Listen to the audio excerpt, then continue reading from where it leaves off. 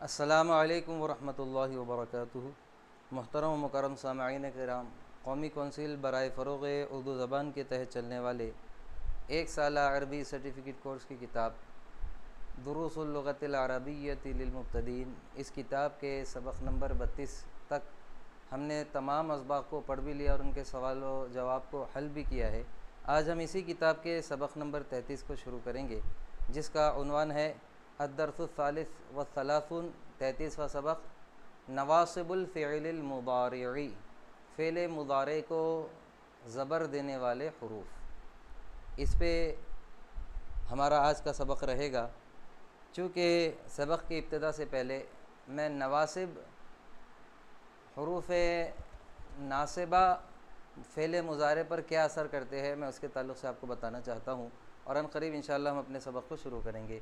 یہ فعل مضارع کی گردان ہے، اور جب ان اس پر داخل ہوتا ہے جو فعل مضارع کو زبر دینے والا ہے، تو مطلب یہ ہوتا ہے کہ جہاں جہاں پیش ہے وہاں وہاں وہ زبر دے دیتا ہے۔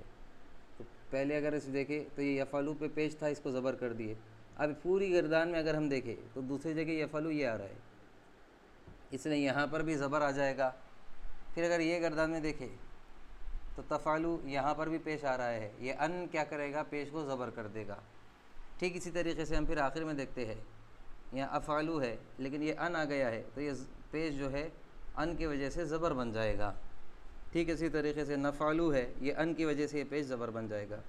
تو حروف ناصبہ جہاں پر پیش آتا ہے وہاں پر زبر دیتے ہیں، اور جہاں پر نون اعرابی یعنی ایکسٹرا نون جو آتا ہے، اعراب بولے تو کہیں پر زیر آ رہا ہے، کہیں پر زبر آ رہا ہے، تو یہ ان نون اعرابی کو حذف کر دیتا ہے۔ تو یہاں سے یہ نون کٹ جائے گا، یہاں سے بھی یہ نون کٹ جائے گا، اور یہاں سے بھی یہ نون کٹ جائے گا۔ اب یہ تو نہیں کٹے گا کیونکہ یہ نون اصلی ہے۔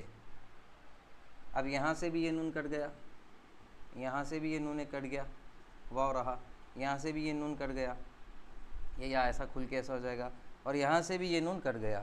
اب یہ فعل مضارع کی گردان حروف ناصبہ کے ساتھ اس طریقے سے ہوگی، ان یفعل کہ وہ ایک مرد کرے، ان یفعل کہ وہ دو مرد کرے، ان یفعلوا کہ وہ سب مرد کرے، ان تفعل کہ وہ ایک عورت کرے، ان تفعل کہ وہ دو عورتیں کرے، ان یفعلن کہ وہ سب عورتیں کرے، ان تفعل کہ تو ایک مرد کرے، ان تفعل کہ تم دو مرد کرے، ان تفعلوا کہ تم سب مرد کرے، ان تفعلی کہ تو ایک عورت کرے، ان تفعل کہ تم دو عورتیں کرے، ان تفعلن کہ تم سب عورتیں کرے، ان نفعل کہ میں کروں، ان نفعل کہ ہم کرے۔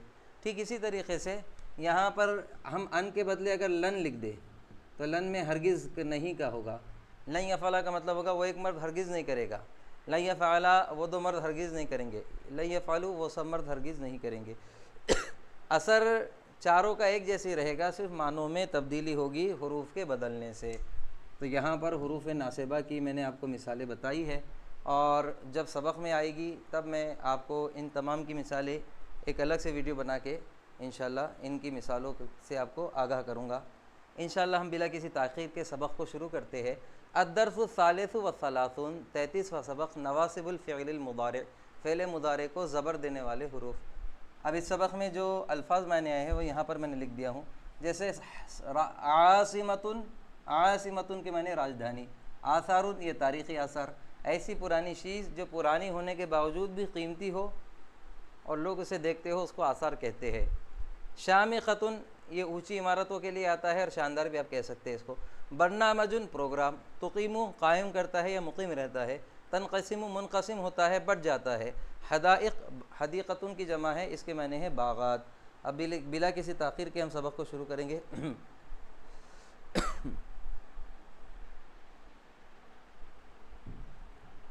آئیے ہم اپنے سبق کو شروع کرتے ہیں۔ نواصب الفعل المضارعی، فعل مضارع کو زبر دینے والے حروف۔ میں پھر الفاظ میں نے ریپیٹ کر رہا ہوں۔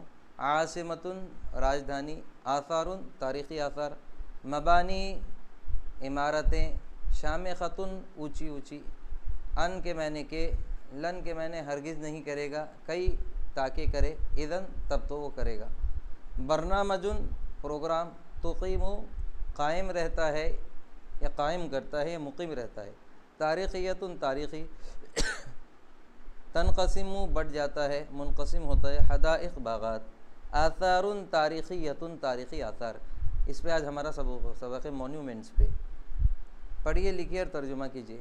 دلہی عاصمۃ الہندی، دلی ہندوستان کی راجدھانی ہے، عاصمہ کے معنی راجدھانی، وہی مدینۃ تاریخیۃ، اور وہ ایک تاریخی شہر ہے، توجد فیہا آثار تاریخیۃ، اس میں پائے جاتے ہیں تاریخی آثار، ومبانی شامخۃ، اور اونچی اونچی عمارتیں بھی پائی جاتی ہے، وحدائق جمیلۃ، اور خوبصورت باغات بھی پائے جاتے ہیں۔ دیکھیے پہلا ہے آثار تاریخیۃ، تاریخی آثار، مبانی شامخۃ، اونچی اونچی عمارتیں، وحدائق جمیلۃ، خوبصورت باغات، اور یہ تمام چیزوں کو توجد سے جوڑ دیا گیا ہے۔ توجد فیہا آثار تاریخیۃ ومبانی شامخۃ، اس میں پائے جاتے ہیں تاریخی آثار، اونچی اونچی عمارتیں اور خوبصورت باغات، یا پھر ہم ایسا کر سکتے ہیں کہ اس میں خوبصورت باغات، اونچی اونچی عمارتیں اور تاریخی چیزیں، تاریخی اثر پائے جاتے ہیں۔ تنقسم مدینۃ دلہی الی جزئین، دلی شہر دو حصوں میں منقسم ہے، بٹا ہوا ہے، دلہی القدیمتی و دلہی الجدیدتی، ایک تو پرانی دلی ہے اور ایک نئی دلی ہے۔ اراد حامد ان یزور دلہی الشہر القادم کی یشاہد الآثار التاریخیہ مثل القلعة الحمراء ومنارة قطب والمسجد الجامع وما إلى ذلك۔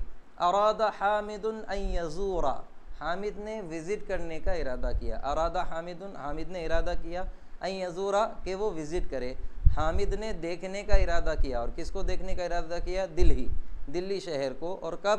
الشہر القادم، آنے والے مہینے میں، آنے والے مہینے میں حامد نے دلی کو دیکھنے کا ارادہ کیا، اور مقصد کیا ہے اس کا؟ کہ یشاہد الآثار التاریخیۃ، تاکہ وہ دلی میں موجود تاریخی آثار کو دیکھے، اور وہ تاریخی اثر کون کون سے ہو سکتے ہیں؟ تو یہاں مثلا سے بتا رہے ہیں، مثلا کے معنی جیسے، مثل القلعة الحمراء، جیسے کہ لال قلعہ، ومنارة قطب، اور قطب مینار، والمسجد الجامع، اور جامع مسجد، وما إلى ذلك، اور اس جیسی اور چیزیں جو بھی ہو سکتی ہے، وہ تاریخ اثر کو دیکھنے کا اس نے ارادہ کیا۔